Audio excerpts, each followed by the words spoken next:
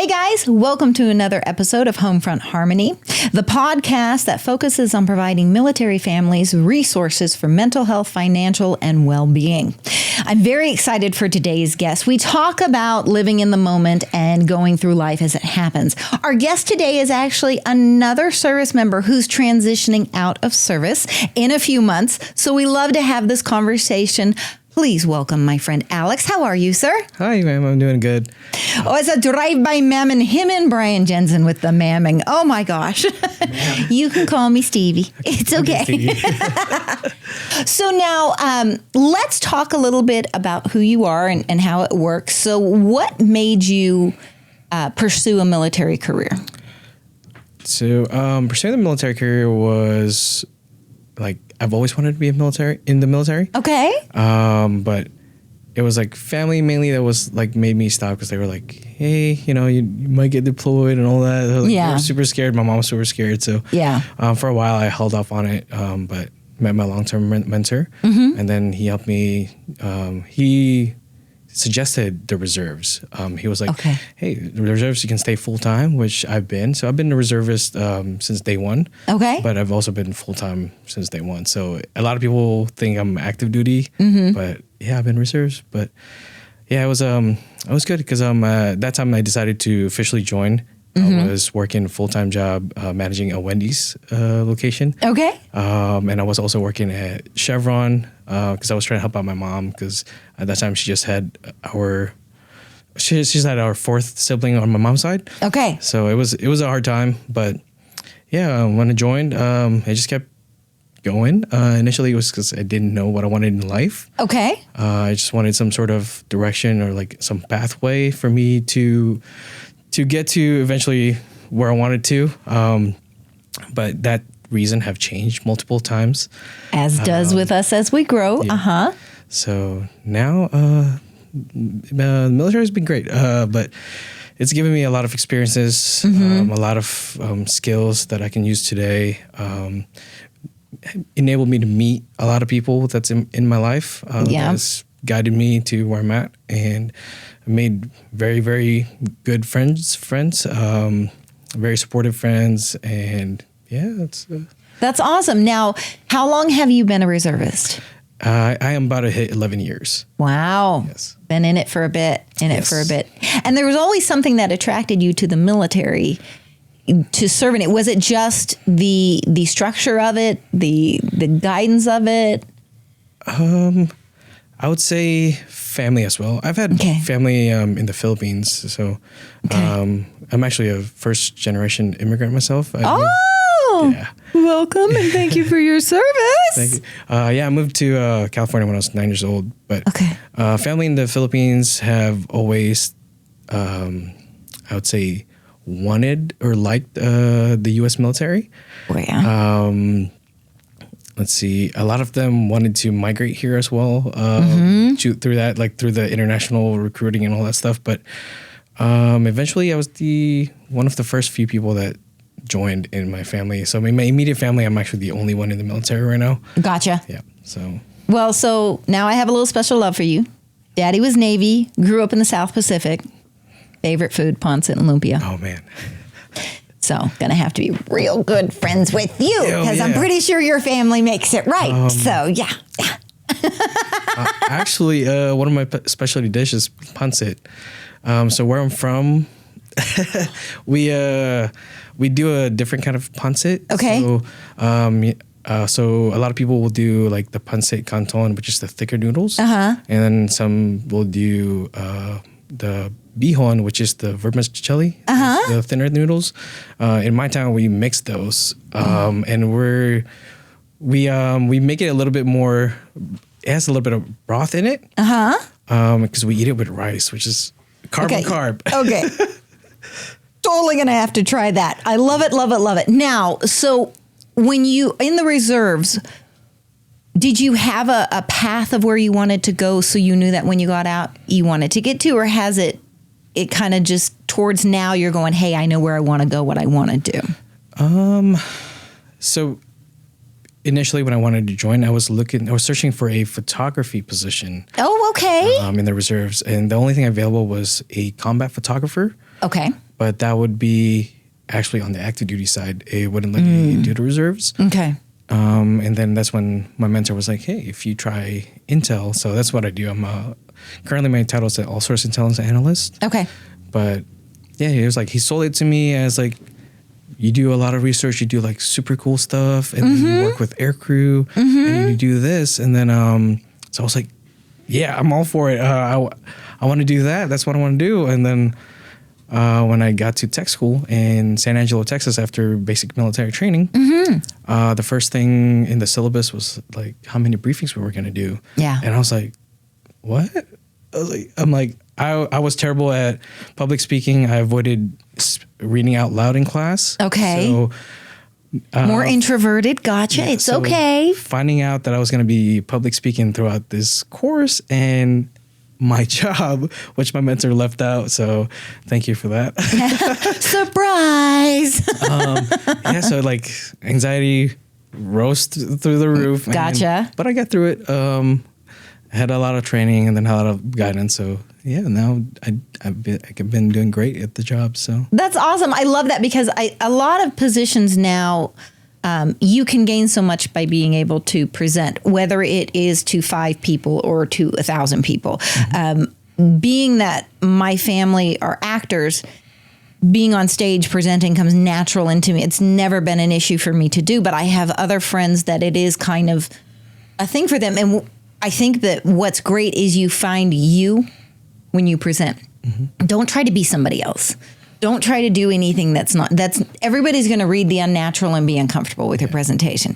Even if you're slightly nervous, it's okay. You know, I don't always go on stage and be like, it's just fine. You know, there's times when I'm like, okay, don't forget what you're supposed to say, you know?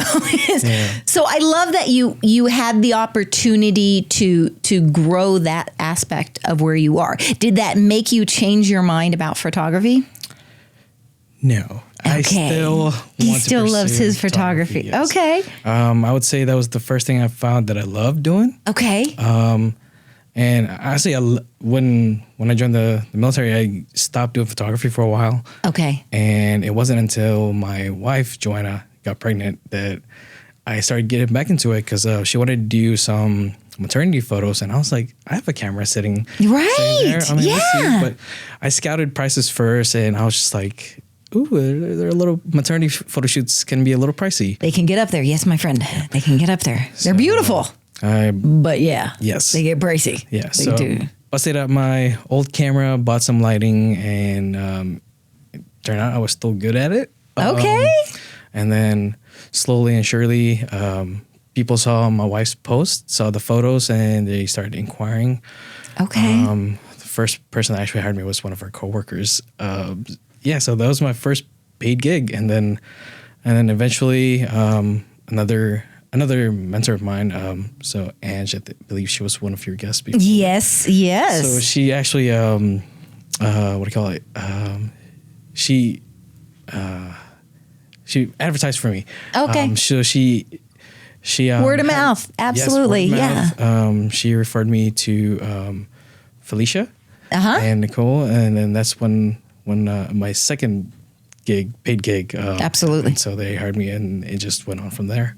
Now, for those of you who don't know, we are in Las Vegas, and Las Vegas is a very small town. You do not realize how small. Then you pull in the military community. So you'll notice that every single person he just mentioned has been a guest on this episode and will be a guest on this episode again. That is just because that's how tight it is in this town, which I love. But I will tell you, no matter how large the city is, that military community is always that tight.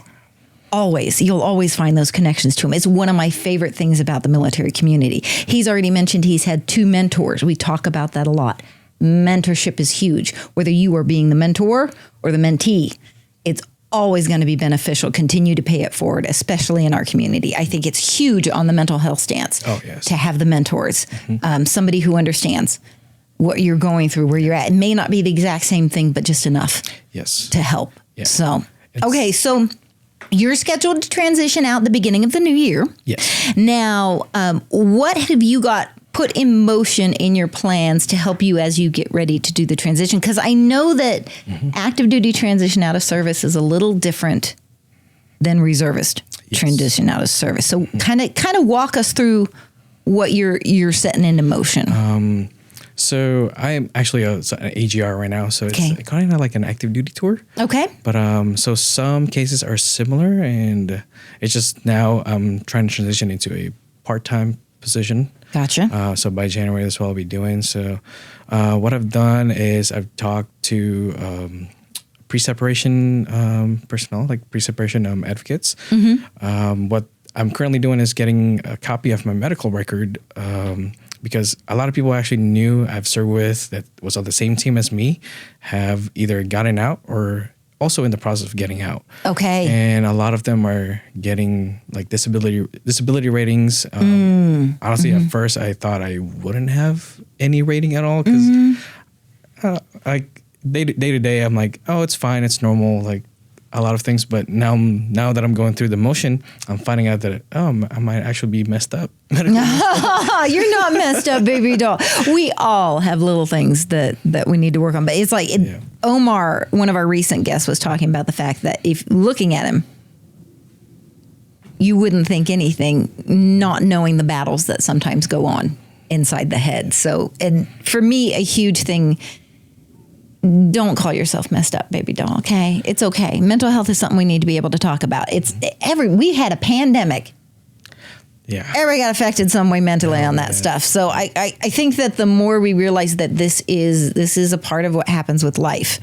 I am going through some later in life female things. Good night. I've never been this moody, and so but. It wasn't talked about. It wasn't a thing. And now I talk about it a lot more and I get it out there so that people know they're not alone if they're going through this. It's not, and so I love that you're willing to be open and just be like, hey, turns out might be some stuff there. Yeah. So that's good. So now are you still going through the process with the medical records and everything and getting that info? Yes. So I was able to download my medical record that was available on TRICARE Online and MHS Genesis. But I was told if I request my full medical record, I'll get more. So that's what I'm currently waiting on. Gotcha. And, right now, I was told to just wait. Once I get it, I'll send it to the pre-separation personnel. And then once they look at it, they'll tell me, hey, this is what I found on your record. This is what you could potentially get. So I'm still in that age or that process. And then a lot of it really is like also looking for a plan of what's going to happen after I leave, because it's scary leaving, a steady paycheck, a very secured environment for financially wise. So I do have a few avenues that I've lined up and then talk to people. So it actually made me feel good that when I reach out to old coworkers, old mentors, that they were like, oh, I got a job for you. And so that was awesome. Nice. So it's always good to have, friends. I love that you have the photography too, because there's something that you can kind of do while you're leading towards a transition. We've had Brian Jensen on here a few times. He's transitioning out at the end of the year, and he's been in a while, bless his heart. He has served us. He's amazing. But he talks about, like, he also does DJing on the side, and he does this, and it's like just to kind of break up the monotony and keep those. So I love that you have that photography, to embrace and actually get a little side money with it too. It's not a bad thing. Honestly, I didn't think I would get paid for doing what I, like and doing art. So I love it. I think it's great. You when you're passionate about what you do, you're better at it just because you have that personal connection to it. That's what helps it move along. So that's awesome. So now I love that you brought up the pre-separation personnel. This is something that sometimes I don't think people realize. When my father transitioned out of service, there wasn't a lot. Now there's more support. We still need more, but they're better than they were before. So you're not just kind of like, okay, boom, thanks. Have a good day. Yeah. So do they offer, I know that like out of active duty, they have options like SkillBridge, where they can intern and start learning, transitioning to the civilian world and life. For reservist, is it the same opportunities? So it is available for reservists if you are retiring or actually leaving and you're on full-time orders or in AGR orders. But if you are transitioning to a part-time position, then it's unfortunately not available for us. Got you. So those of you who may be questioning, he has the option to cut back and kind of keep his toe in the reservist world, but not at the full-time level that he's been doing. And the fact that that's an option, I would think, kind of helps alleviate some of the weight on your shoulders as you try to figure out where you want to go. And because I know it's a little bit of a panic when the world's going to completely flip on you, you know? Yeah. It's definitely scary not really knowing what's going to come next, unless at least when you're on orders, you're on full time, you know, like you kind of know what's coming. So. Right. Yeah.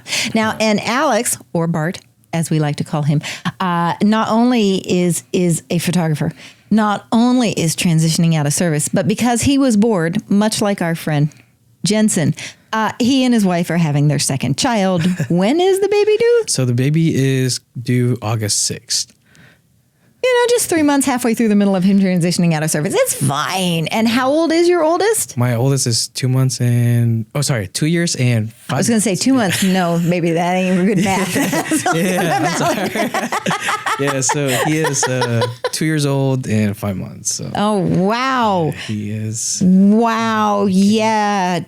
2 babies under 3. Wow. And you have 2 dogs. I have 2 dogs, yes. Okay. A lot, people. Hair everywhere, toddler mess everywhere. Oh yeah. Yeah, it's funny because like before, when friends and family would visit us, they would go into our house and they're like, "Man, this looks like a model home. It's so clean." Because my wife loves to clean, she keeps everything organized. But now it's like dog hair everywhere, toys everywhere. I will say we do fur babies, and we lost our 2. Like a little over a year ago was Jack, and it's between my hair and the fur from the babies, the vacuum was like, people stop, you know, kind of thing. But I enjoy cleaning. When I get mad or stressed, I will clean. Mm-hmm. And my husband will come home and he'd be like, "Baby, oh God, okay, what did you clean? There was stuff on the counter I needed." Because I'll throw stuff away. I don't care. I just want it clean and concise. Yeah, that's my wife. My wife, it calms her down when she cleans, make sure it's good. But literally, like she'll clean the loft, and as soon as like when my kid's taking his nap, and as soon as he wakes up, it's back to what it was. Well, see, here's the thing. So being the daughter of a military man, we moved every 2 years because Daddy was supply. So we would go through our closets and throw away stuff. And when we moved to a place, all the boxes were unpacked and ready to go. Well, then my husband and I, when we got married, you had 2 grown adult full households moving in together. We're still going through boxes. It drives me insane that I don't have the boxes unpacked, and we've been together forever. But it's just like, there's only so much you can do when you have that much stuff, you know, and we both work. So it's interesting how I see a lot with that organization, that cleanliness and stuff, especially for the military spouses. That's your little, like, I make my bed every day. Oh yeah. And my wife works like 12-hour shifts as well. Yeah. So, yeah. It's amazing. My mother was a full-time dental assistant, and she took care of us, and Daddy'd be out at sea, and you know, military spouses are phenomenal. Phenomenal. You should have your wife come see us. We love talking to military spouses. But and what amazes me is, so you've done 11 years in the reservist. Yes. You're getting your chance to cycle out. And a lot of people who transition out of military service kind of stick in careers with what they were doing in the military because they have that experience. I mean, there are some who have the career changes. The fact that your passion and desire is in the creative artistic world is really cool. I love that. My dad was a singer and an actor, so he could do warehouse logistics and everything else, but the man had a voice like nobody's business, and he could act on stage, and my mom would act community theater with him. So to see somebody else with that creative, I love that. I just love it so much. So it's interesting because knowing what we do, because I actually kind of like started to show that part in the military side, because for a while, like the reserve, we didn't have really like a full-time public affairs side, and then so a lot of people would actually ask me to take photos for their retirements, their promotions. Yeah. And then I got to a point where I was doing like unofficial bio photos. So that's when they're in their blues with their ribbons. Yeah. Yeah, and he's Air Force, by the way, if we did not mention. But I love that, and I think it's very, very cool because it's another outlet for you to be able, but people get their chance to get their little pomp and circumstance. I think the misconception is every position in the military is a combat position, and not necessarily. It takes a lot of different, parts to make the machine run. So knowing that what you're doing on the back end with the research, with the thing, and then you got the photography on it, I think that's a really cool, just completely different point of view than we've had on the show before in the service world. So do you hope that you're going to, when you transition out, do photography full time? At this time, I do have jobs lined up that is still contracting with the military. Okay. That is just because if I do photography full time, I want to be able to do it from a position where it's like if I don't make money, it's fine. Okay. So right now I have so the job lined up just so I can have good income coming in. The plan is to basically pay off everything but the house. Gotcha. So we kind of actually have a sales sheet. So within like a 16 to 18 month period, once I transition out, I should be able to get to go to like just fully into photography and not worry about. Hey, spreadsheets are a good thing. My sister and her husband have spreadsheets galore, and my goodness, they have. My nephew graduates college in May. My niece graduates high school and starts college, and it's just like, sometimes you got to have it down in front of you to see the plan to know what steps you're taking on there. Yeah. And it seems when you get attainable goals, when you can see little victories. Gosh, that helps you so much on the path. It keeps your momentum going. It keeps you feeling strong, Yeah. I actually learned that from my wife. Oh, look at that. So he's got 3 mentors and he's married to one. There we go. Yeah. But so before me and my wife met, I was just like, sure, I would track like what my spending is and all that stuff, but it wasn't to a T where I had it on an Excel sheet where now I know exactly what's coming out, what's coming in. And that way I'm ready. Finances are such a key when you're transitioning out of service. You really need to know where you stand and where you're at because of some expenses you may not. Let's face it, random expenses happen. They do. So you want to be as prepared as possible that you can. One of the biggest things I always tell people when we talk about transitioning out of service is be ready for change. Be ready for obstacles. Be ready for stuff to happen that you didn't expect to happen. And you can control how you react to what happens. You can't control what happens. So you can navigate that plateau a little better when you have some of those plans and those layouts to it. So I think that's just brilliant. Yeah. As actually another reason why I'm considering staying still in the reserves. Also because healthcare. True.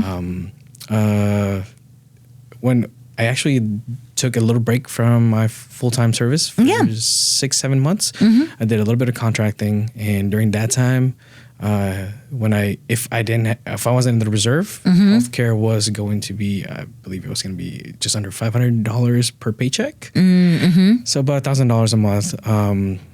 But being in the reserves, you are able to get Tricare Reserve or Tricare Selected Reserve, which is significantly a lot cheaper than the civilian side. Oh yeah.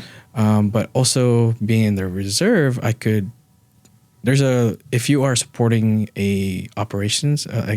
supporting a contingency operation. So if you have on MPA, which is, I believe it was man appropriation. Sorry, I need to refresh my. He came up with an acronym and he couldn't remember what it's for. It's okay. It's okay. So MPA basically is full-time orders for reservists. If you hop on 31 days or longer in support of contingency operations, you are actually afforded after that 31 days, you can get Tricare for free for 6 months after that. So you don't have to pay the monthly No, I will say it's a fabulous thing. When my father joined the Navy, he was told he'd never have to pay for health care again. TRICARE changed that. But when he was sick, between TRICARE and Medicare, everything was covered. I think my parents paid $150 out of pocket the whole time. And he was in the ambulance 7 times. There was stuff that happened that, it would normally be extremely expensive, and they were covered because of it. And so you get really grateful for those items, especially if you guys are, having some kids. Yeah. Oh, yeah. That's going to be a little expensive there. Now, I will tell you that there are actually a few healthcare companies now that are focused on military families. So their whole goal and their whole job is to find you the healthcare you need for your family at a reasonable cost, providing you what you need now that you're no longer in the military service. And I love that that's an option now to see, instead of just, I have to sign up for what's given to me kind of thing to it. There are other options out there for you, In the staffing world, we talk about, take these 5 things and rank them that's most important for you for a job. Salary, location, vacation time, and benefits is always one of the ones that pops up, because a lot of people are like, I need to make sure I have benefits when I get there. So your thought process is right on point, I'll tell you this much with the military. I had a medical file this thick. I never broke a bone, but I could fall out of every tree there ever was, and I'd get to the top and phew. I spent a little time there, but yeah, it's okay. Worst thing was the allergic reaction to the bee, and now I have an EpiPen, so we're fine. But, just don't go back to Guam and get stung by a boonie bee, and I'll be okay. So now that you're talking about the transition, where you're going, conversations you're having with your wife about this transition, where you're going, tell me kind of, where are you having her help guide you on this? What kind of conversations are you making sure that you're having with her as you make this decision? With me and her, she's actually been super supportive since day one. She's, I would say she's my biggest advocate for me doing photography and getting out. Oh, awesome. Because we've been married for 7 years now, together for a little over 8. Okay. She's seen me when I'm on shift work. She's seen how I struggled, how I change when I'm on mids or night shift. And she was just like, maybe it's time for you to get out, follow what you want to do. But yeah, and it just actually kind of feel bad, because sometimes she feels like I don't believe her. It's more like I don't really believe in myself yet about that. But since then, I've had a lot of advocates for it, and I was like, okay, maybe I can actually do this. So it's just your identity changed. You've been, what rank are you? I'm a technical sergeant, so E6. So, you've been Sergeant Bart for however, that's who you are, that's where you are, to become Alex, the photographer. It's just a little bit of a transition, but I know you can do it. You believe he can do it. If he can do it. So for you, as you go through and you calculate, so some of these job opportunities that you found, were they for avenues that you were led through by guidance to the military? Was it networking opportunities outside the military space? How did those kind of come along? There were actually a lot of, I would say, from previous relationships with people I've worked with. Now that we're in positions that they can hire people, or they have a lead to, let's say, hey, my job has a few openings, so they'll let me know. Okay. But as of right now, I'm mainly just searching for a fill until I reach the point, like the Excel sheet I talked about. Once I reach that point, the most important thing for me is actually more time at home. Yeah. More time with the family. Kids, Yeah. 2 kids. So that's mainly what I want to do in the future. Is basically, I don't need to make too much, just enough. I just want more time. Absolutely. Yeah. And we were talking earlier before the podcast and everything about how amazing his wife was and stuff. And it's such a dynamic I see in a lot of military families, where the service members working full time, the military spouse is working full time, and they've got the kids and they've got school, and it is a balancing act. It is a dance to do. And I think it's very cool that the want to be home. When my dad retired, he wanted to have regular work hours and come home at night to be with the family. I love that that's a desire to have and a want, because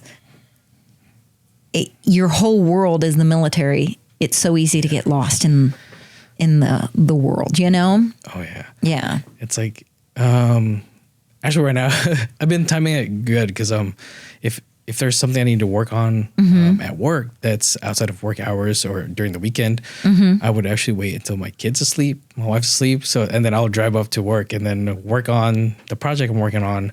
So I'll be there from like 10 p.m. to 3 a.m. and then go home, nap.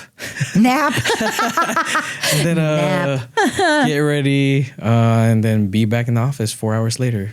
So yeah, I don't think that a lot of times we realize certain jobs, and it's not just military first responders, so many individuals, those in the medical space, it's not 9 to 5, Monday through Friday.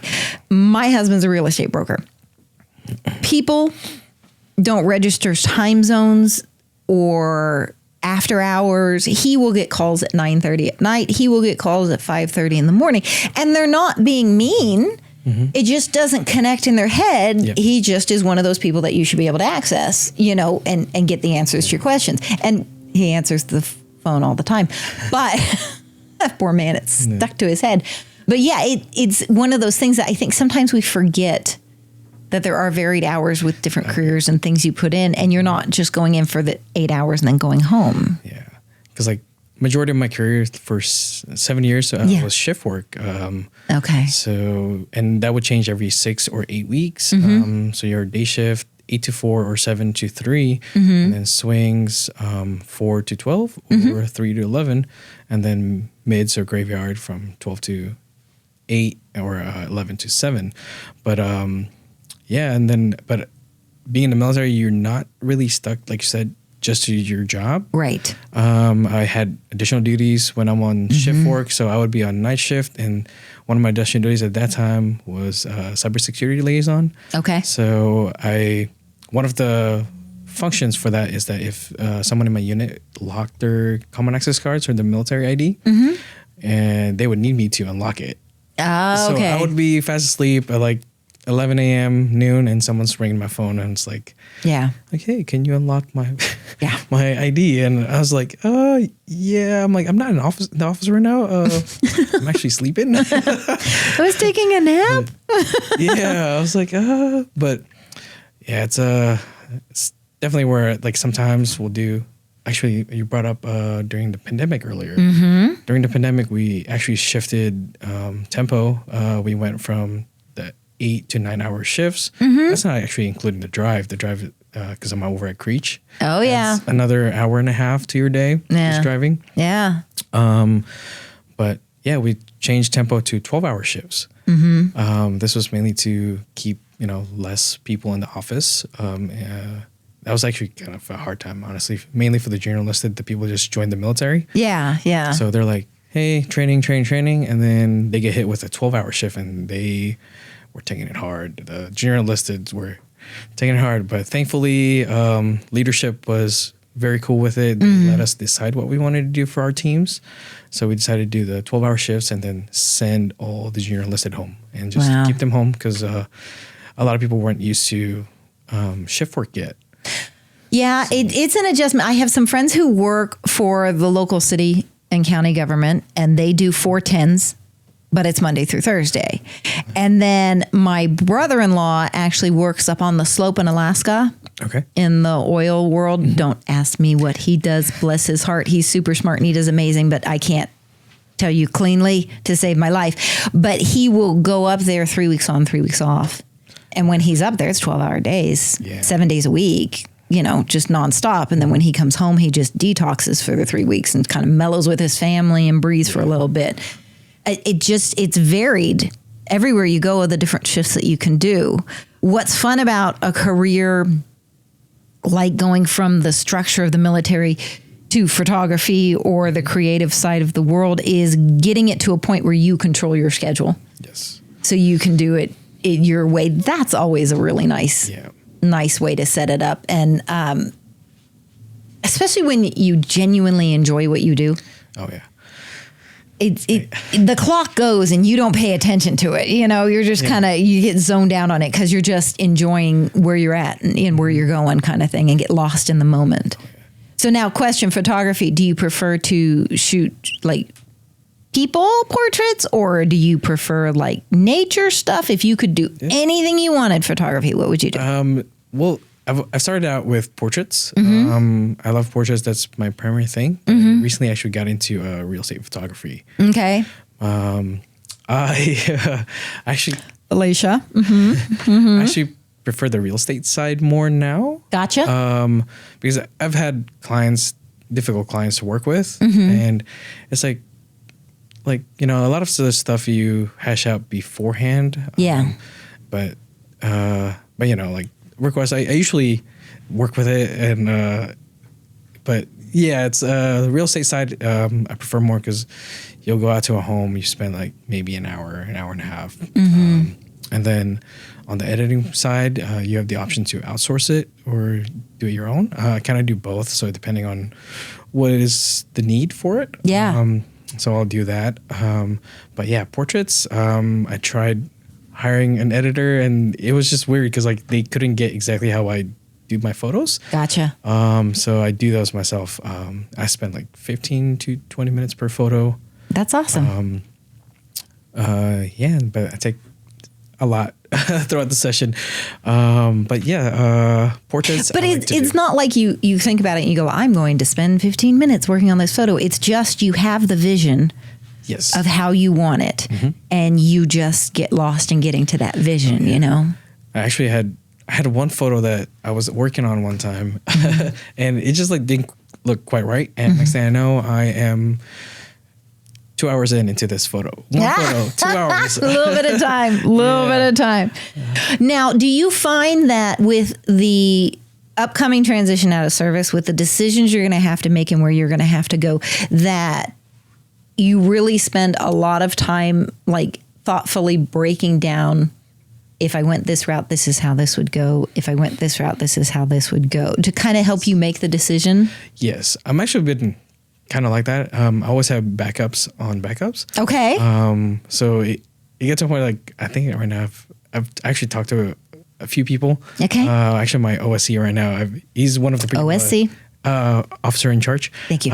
So he's actually one of the people that I've talked to about my plans before. And I'm just like, man, I have like way too many backup plans now. I have too many avenues that I could take, which is... There is such a thing as too many options. Yeah. So it's a good problem to have, but it's definitely still a problem. Oh, yeah. Well, when you're making the decision to transition into the civilian world, there's a lot you carry weight on your shoulders. The complete change of identity for you, the got to have plans in motion financially, or if you're going to have to interview, what world you want to go to. I mean, there's so much that goes into it, and it can be quicksand. So when I was a kid, and I'm aging myself, but in a lot of TV shows and stuff, especially in the 70s and 80s, I really thought quicksand was going to be a major problem in the world. But no, those were just on those shows. But in your mind, man, that's where that stuff plays, because you can easily get caught in a spiral of I do that. My sister and I can overanalyze better than anybody you ever met in your life. It's a gift that we have.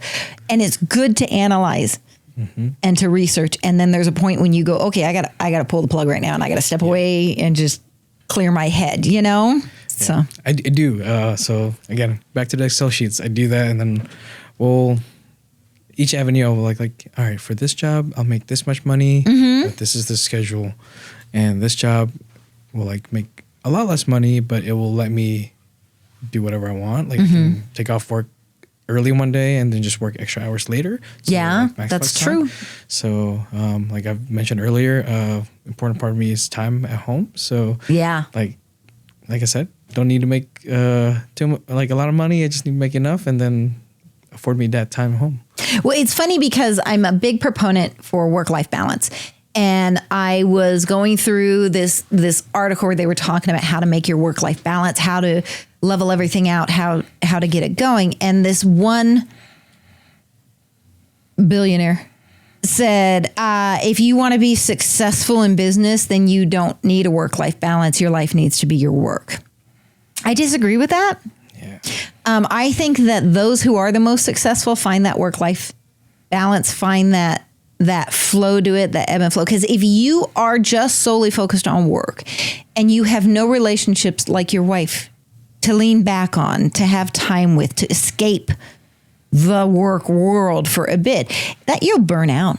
Oh, yeah. You will burn yourself out. It's like when I did sales. I always had to be number one, always had to be the top. I fried myself so fast just doing it, focused solely on work. So you really need to have that balance, and with the little ones, oh my gosh, talk about getting lost after a day, getting to just throw everything away and focus on them. Could not. You said, so we have a 2.5-year-old? 2.5, and then one on the way. One on the way. Whew, that's some youngin' babies. And how old are the dogs? Max, which is our golden retriever, he is 6 years old. Oh, okay. And we have an older dog, which we rescued actually in the first few months of our mine and my wife's relationship. So his name is Jester, and he's 8 years old. My gosh, I love rescuing babies. Love the fur babies. You guys have got a full court in that house, baby doll. Oh, yeah. It's a good thing you come from large families because you can lean on some help when you need it there. So, wow, that's awesome. Yeah. So now, are you more excited about the potential to transition into the world, or are you still a little more like, I just don't know if I can let go yet of the military? Honestly, when I decided and told my leadership and requested for the date, I would say like a huge weight was lifted. Yeah. I don't know, like a lot of my stress was from that. Yeah, it can happen. It can happen. I'm learning more. I'm leaning more now towards excited to be off orders and just do a part-time in the reserves. But still anxious. And yeah. Well, I will say that if the military life, being the daughter of a service member, taught me anything, it was everything can be an adventure. Yes. Or it can be a scary journey. And we always took the adventure edge to it. So everything tends to be an adventure. Now, I'm not going to sit here and act like I have the best positive attitude to everything in the world. No, I don't. I get moody. I want it my way. Totally. But if you can look at it from the adventure standpoint of what you're stepping into, and see where that can take you, that outlook helps you find the positive edge to where you're going and what you're doing. Can I guarantee you every adventure is going to work out exactly how you want it? No. If I could, my God, how rich would I be? And I'd share the money with you all. Okay. But I can't guarantee that. What I can tell you, though, is the right mindset makes a world of difference. Oh, yeah. It really does. And sometimes you got to fight to have the right mindset. Sometimes you got to push to get there. But you can do it. I mean, Omar talked about he had a horrific motorcycle accident, and they were telling him he'd never walk again. And he went, yeah, I will. And he fought to get back. And it wasn't easy. He's like, it's not like I just jumped up and walked, but it was that determination and that drive. I find that a lot. The military will help a lot, especially with spouses who have to deal with everything while their service member is deployed, et cetera. The determination, the strength is phenomenal in there. A lot of units now have the Key Spouse program as well. So it's mainly comprised of spouses. So they help spouses of deployed members, or if there's like anyone having a hardship, they'll organize something for that family. So, actually, when we had our first kid, our Key Spouse, they organized a meal train for us. And nice. I thought I didn't need it, but on the days that they actually brought us food, I was like, oh, I don't have to worry about making food tonight. All of a sudden, it was a really cool. Yeah, but that's that community. Yeah. That's that world. And what I love is I've seen it grow outside. So you have your internal, your Key Spouse community there, but then like you have groups like Blue Star Families. And they will help if a family is struggling while the service member is deployed, or what, they're going to come in and they're going to help. There's opportunities now more so in career searches for those transitioning out of service for the military spouses as well. It's a 25% unemployment rate for military spouses. Holy cow. Yeah. And it's like, and then you get the service members transitioning out, going to work for companies, and the companies are like, oh my gosh, they're going to be so expensive. Well, you get what you pay for. Yeah. So it's an interesting thing to watch how it's developed over the years. Mm-hmm. And as I say, there's more now than there ever has been, but we still got a long way to go with it. So that's why we do stuff like this. Get people to see the real world, get people to talk to someone who's going through it and know where their resources are that they can reach out to, So I think it's awesome. I'm excited to have you join us. We're going to definitely have to have you come back. Oh, yeah. I'm going to have to get you and Jensen back in here together after you both have gotten out so we can talk about your different paths of how you're going, because I think it's a huge help for others to hear those who've been through it and how they're going and how they're thriving and surviving in it. So, and again, thank you for your service. We greatly appreciate everything you do. And please thank your wife for her service. She's a hero on the home front, and we appreciate her supporting you. So that's phenomenal to see. Support. Thank you for having me. Absolutely. Absolutely. All right, guys, we're getting to that time of it. So you know what you need to do. Like, follow, share, find us. We are on Instagram, Facebook, YouTube, Spotify, Apple Podcast. We do have a website coming soon with all of the resources we talk about so you can get access to. We're going to make a huge announcement when that launches, and it'll also give you more access to our podcast. I hope you guys have an amazing rest of your day. We will see you next time. Have a good one. Faded photographs, covered now with lines increasing, tickets torn in half.